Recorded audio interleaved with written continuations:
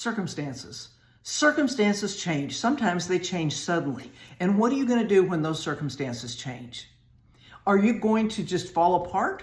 Or are you going to continue to rely on God to get you through? Yes, that's what I said. God will get you through. Now you think about this. Think about major changes. Major changes in life, the birth of a child, getting married, getting divorced, the death of a child, the death of a spouse, moving. Moving is a big thing. There's a lot of major changes that happen in your life. How are you going to handle those major changes? How are you going to do it? What are you going to do? Let's look at what Joshua did. Because Moses died. And after Moses died, the Lord spoke to Joshua. Now God had not been speaking to Joshua all this year. So Joshua was Moses' assistant. And he was used to Moses going and hearing from God. And Joshua would help Moses, but Joshua didn't hear directly from God. And all of a sudden, God shows up. Because, Moses had gone up on the mountain like God told him to, and God took him on home. And so now God shows up with Joshua, and he says, Moses, my servant, is dead. That's pretty blunt right there. Moses, my servant, is dead. Therefore, the time has come for you to lead these people. Can you imagine what Joshua thought? Wait a minute, wait. I've been helping Moses. Yeah, I'm a helper. I'm a servant. I'm not the leader. I am the servant.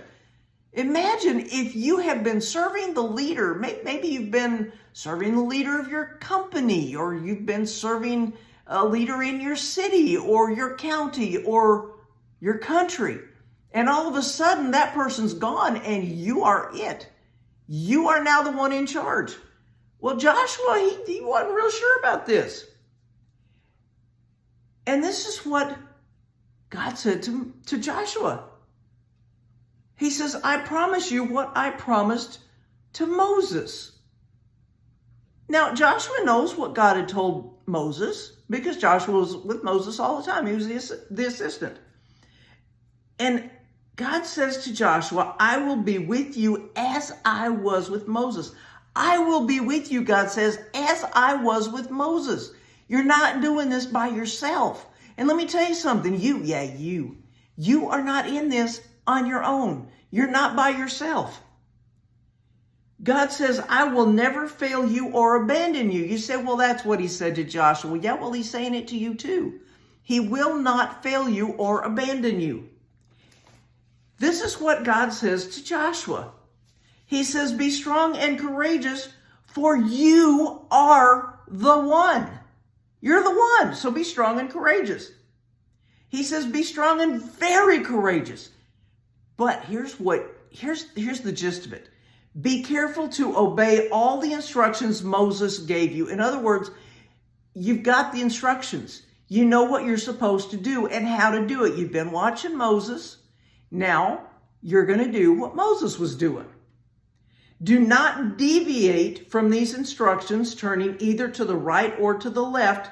Then you will be successful in everything you do.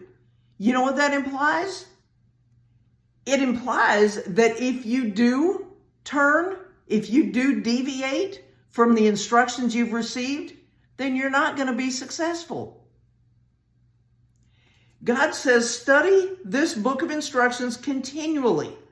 Meditate on it day and night. If you don't meditate on it, if you don't think about it, then you're not going to remember and you're not going to do.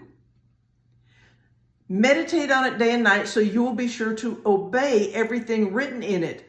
Only then will you prosper and succeed in all you do. So, if you want to prosper and succeed in all you do, how are you going to do that? You're going to meditate on the Word of God. You're going to think about the Word of God. You're going to think about what God says to do. This is my commandment, God says, be strong and courageous. Do not be afraid or discouraged, for the Lord your God is with you wherever you go. But I think the main thing, everybody always concentrates on the be strong and courageous part. But I think that the real gist of this, what we really need to focus on here, is meditate on the Word day and night So you will be sure to obey everything written in it. Only then will you prosper and succeed in all you do. Yes, it is important to be strong. Yes, it is important to be courageous. But even more important is to take the book, read the book, meditate on the book, remember what the book says, and do what the book says. And then you'll be successful. Then you will prosper. But if you don't, you're not going to be successful and you're not going to prosper. You say, well, there's a lot of people out there that are prospering and they're successful and they don't listen to what the book says. There probably are some that are out there that are successful and that are prosperous without the book. Are you one of them? I'm challenging you here. Are you one of those successful and prosperous people who has not done the book? If you are, do you want to be more prosperous? Do you want to be more successful? Get the book. You see, it's only through the Word of God that you will truly be prosperous and successful. And I'm not talking just money. There are many ways that you can be prosperous without being loaded with cash. If you have a family that loves you, you're prosperous. If you have friends that care about you and support you, you're successful. You're prosperous. Prosperity and success, yes, it can be financial, but it can also be in other areas of your life. It can be your emotions. It can be so many things. The peace in your heart is prosperity and success.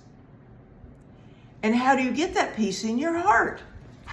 Through the book, through meditating. Maybe you are financially prosperous, financially successful, but your family's fallen apart. You don't have any friends that you can trust. Get the book, read the book, meditate on the book. And when I say the book, I mean the Holy Bible.